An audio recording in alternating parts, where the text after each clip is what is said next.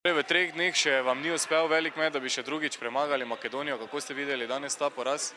Jaz mislim, da ta poraz ni nič tragičnega za nas. Smo v fazi priprav. Tekmo smo izrabili za to, da probamo nekatere stvari, ki jih delamo na treningih.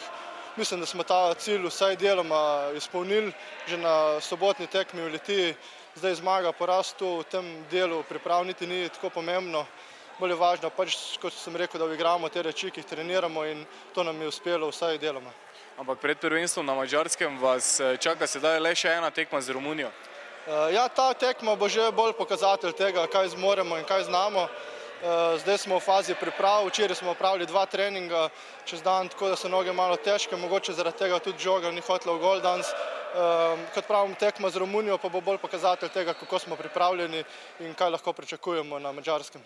Kakšno je vzdušje sedaj v reprezentanci, bom rekel, skozi vse te priprave, ne le po tej tekmi? Vzdušje reprezentanci je super, je tako, kot si ga lahko samo želimo. Vsi dihamo eden z drugim, tudi v igri se to pokaže, ko se spodbujamo, ko popravljamo napake eden drugega, ne valimo krivde na nobenega, tudi ko nam gre slabo kot danes, ne zgubljamo živcev, spodbujamo se sami med sabo in res vzdušje moramo tako samo zadržati do evropskega prvenstva. Cilji so jasni, mi bomo prišli tja maksimalno pripravljeni, potem pa je od malo sreče odvisno, da lahko tudi nekoga zmagamo. Cilj je normalno uvrstitev v naslednjo kolo, kar pomeni, da bržkone moramo zmagati Srbe. Kaj pa proti Rusiji? Rusi so visoko profesionalna ekipa z profesionalno ligo, z profesionalnimi igralci, 100-milijonski narod, plus imajo še 5 naturaliziranih Brazilcev v ekipi.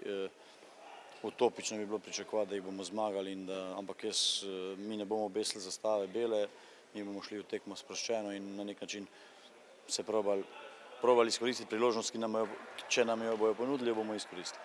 Vaša želja pred prvenstvom je bila, da bi igrali v Budimpešti, ki je bližje nam kot pa v Debrecenu. Sedaj se vam je ta želja uresničila. Kaj pričakujete od gledalcev?